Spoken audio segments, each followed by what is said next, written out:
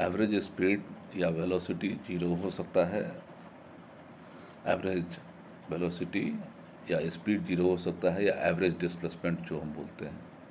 तो डिस्प्लेसमेंट अगर कोई भी सिंपली ऐसे समझिए कि any one ask to you velocity और displacement, which one is going to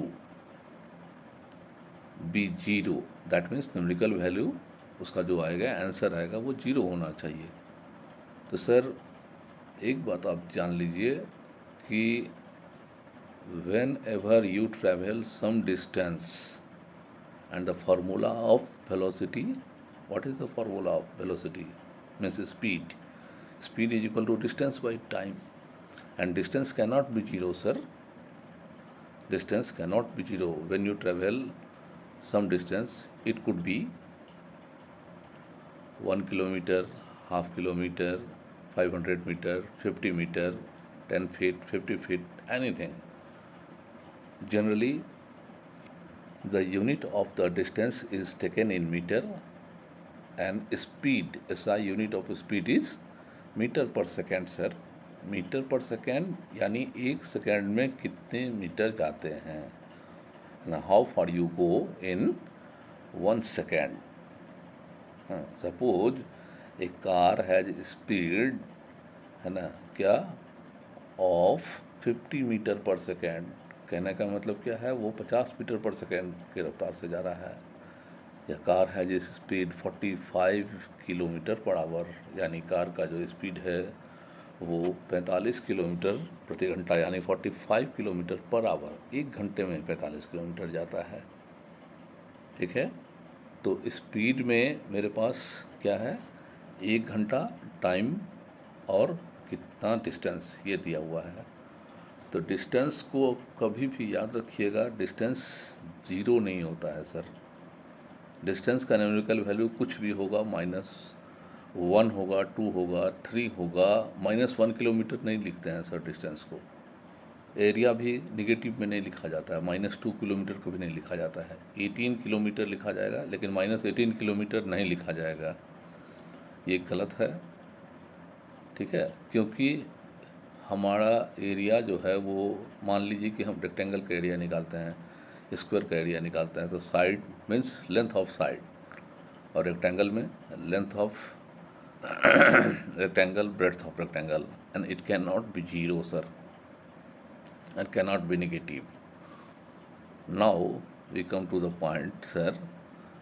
Displacement, when we travel from one position to another position, so we travel some distance, and distance traveled is also known as displacement. इसी को displacement बोलते हैं। Point, मान लीजिए चिराचास के पुल से आपने जाना शुरू किया, आप चिन्मया स्कूल पहुंच गए, पुल को आप एक पॉइंट ए मान लीजिए और चिन्मया स्कूल को पॉइंट बी मान लीजिए। तो आप जब वहाँ तक पहुँचते हैं तो कुछ डिस्टेंस भी ट्रैवल करते हैं, है ना, you travel some distance, and along with it you have to focus on one thing, that you go in one direction but you do not come back.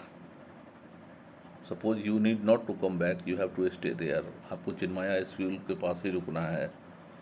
तो ऐसे में डिस्प्लेसमेंट आपका,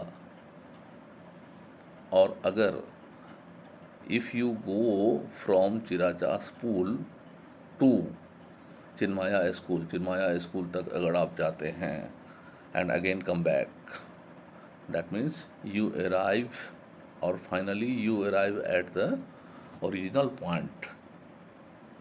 जब आप अपने ओरिजिनल पॉइंट पर, ओरिजिनल डेस्टिनेशन पॉइंट पर पहुंच जाएंगे, from where you started the journey, जहां से आपने चलना शुरू किया था।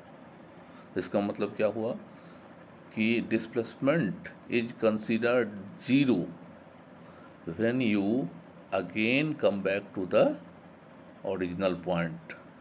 जिस पॉइंट से आपने शुरू किया था उसी पॉइंट पर अगर आप वापस आ करके रुक जाएंगे, तो ऐसे में डिस्टेंस ट्रैवल जीरो नहीं होगा।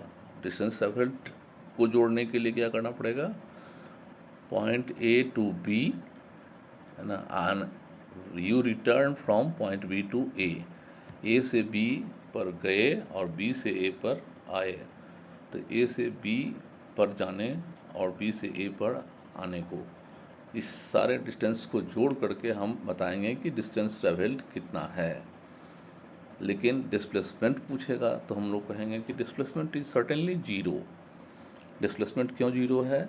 क्योंकि मैंने जहाँ से शुरू किया था और जिस पॉइंट पर गए, यानी पॉइंट चिराचास के पुल से शुरू किया, चिन्मया स्कूल तक पहुँच गए और फिर अगर वापस नहीं आए, वही रुक गए, है ना, you stayed there, that means displacement is something in form of numerical value, but it cannot be zero. Again, when you come back to the original point, then the displacement will be zero. So, अगर आपसे ये question पूछाता है, can the average speed और displacement which one can be zero, so you have to say that average speed or velocity cannot be zero, but displacement can be zero.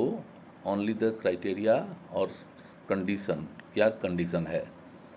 condition है कि you again come back to the original point, जहाँ से आपने शुरू किया था journey, ये चीज़ है। इसके अलावा हम आपको कुछ न्यूमेरिकल का पॉइंट जब सॉल्व करते हैं तो वहाँ पे VAT, और एक बात बोल देना चाहूँगा कि मैं आप लोगों की सुविधा के लिए हिंदी वर्जन में बोल रहा हूँ, but the thing is I am capable of speaking in English version continuously sir, so for the sake of your convenience I am going to speak in Hindi. Otherwise, all the terms which is necessary for you to understand, I will dictate them in English version. So here we go. We are discussing about the term VUAT. So while solving a numerical VUAT, what is V? V is final velocity and U is initial velocity. When you start your journey, then at that point the velocity may be something or may be zero. अगर आप वहाँ खड़े हैं, अभी गाड़ी पे, bike पे बैठ गए लेकिन चले नहीं हैं, उस समय आपका इनिशियल वेलोसिटी जीरो होगा। लेकिन ऐसा भी कहा जा सकता है कि ए बाइक ड्राइवर